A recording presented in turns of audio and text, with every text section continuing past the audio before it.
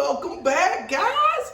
Our boy Sparrow, dude, he is getting so fat, but the coloration on this dude, these red Tegus, is beautiful. I just love how it's like a little red, little red, little red, and then the further you get down the tail, it just starts to fill out more and more. But understand this. The reason why he's not red like this throughout the whole thing is because he's not 100% a red Tegu. He's a mix between a Tegu from Paraguay, and we got him from a pretty decent breeder at one of the reptile shows from Florida. He gave us actually a really good deal, obviously with everything going on in Florida, having to get rid of their Tegus. He was maybe, I don't even think he was half this size when we got him less than a year ago. So he has gotten big. You know, he's still a little feisty. He's kind of in that age where he doesn't really want to come out of the enclosure. He kind of gets a little defensive, but we are getting him out more, as you can tell. I mean, I'm not even holding him. He's just hanging on. That tongue, I love that tongue. He's got that monitor tongue. And I don't know how well you guys can see, but it's funny, like all through both of his back feet here, it's so much more red than the rest of him, where when you kind of look, you just see some of these little red dots that fill in a little bit there, a little bit here. I just think that's one thing that makes this dude, first of all, gorgeous, and then just so unique. But they're still kind of all the same, you know. They got that broad snout. He loves to burrow. That's what Tegus do. So make sure you got that. They don't need these tall, extravagant enclosures. Technically, all this dude needs is something to burrow in. You know, you need to make it pretty thick. Obviously the thicker they are, the thicker the substrate needs to be. And we use some really good stuff that is in the description, just if you guys want to get an idea of what to use.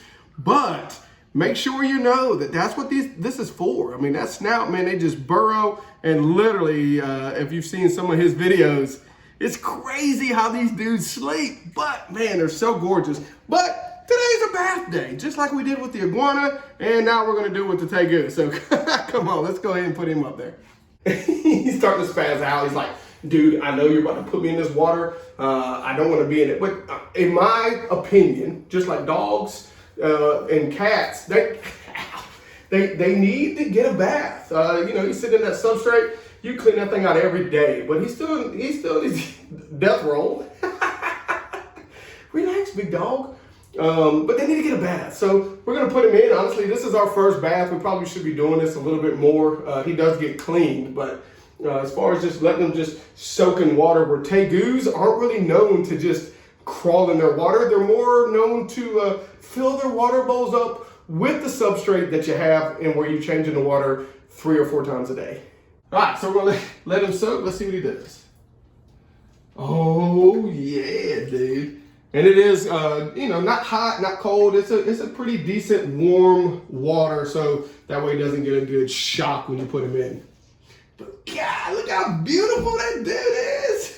I love that color. All right, again, this is the bedding we use for the Tegu. I just wanted to kind of give you guys an idea of this Zoo Med forest floor bedding. I mean, he loves it. And it's done great. I'm sure there's a lot of great things out there, but again, this is in the description if you want to try it. But now I got the lovely wife cleaning out the enclosure. She doesn't like to be on video, but look, she's wearing gloves. Let me tell you something right now. If you are ever going to start a reptile room, you better have a wonderful significant other that can do the things that my wife's doing for these reptiles, because literally she takes care of them. I just get to play. When literally. It's yellow, you know that it's poop. Yellow or white? Yellow and white needs to come out. All right, so we've cleaned his enclosure. Yeah. Get some exercise, my dude. Work it out, work it out. Woo! Look, watch this, watch this. Ready? How fast. Bam! I'm telling you, lizards in water, people truly underestimate how fast that is. Watch when he kicks his tail. Bam! Just like an alligator or a crocodile, right? He hits that tail and it's just bam! That is so awesome. In my opinion, when they're sitting in these enclosures and they're not really doing much, I mean, let's be honest. You get these massive enclosures, but let's be honest, they only use a little bit of it. It's great to have, but I just don't think they get the exercise. And so for someone like me wanting to start a business, taking these guys out, they get extremely, you can tell they're like, they're just out of shape. So something like this is perfect for this dude. Right? Come on. Oh, he's like, look at that. He's like, dude, please just get me out of here. Say, please, I'll behave. Here, no, stop. You just got a little, right there. Bam, that's it. Dude, how was it?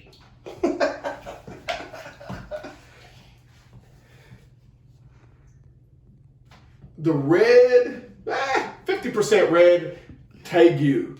Beautiful. You are beautiful. And he's getting pretty well behaved. Okay. Yes, I'm telling you, I love it. You gotta love reptiles. Tegu's beautiful. They're a little different than your monitors, but they're gonna get pretty big. But man, look how gorgeous this dude is. Okay, sorry. He wants to feel secure, which I understand. But he got a bath, he got some exercise, and now it's time to go ahead and put him back in his enclosure, your fresh, clean enclosure. So we're gonna throw him back in there, and guys, like I always say, love wildlife, but most of all, love reptiles. And until the next time, baby, I'll see ya. Whoosh.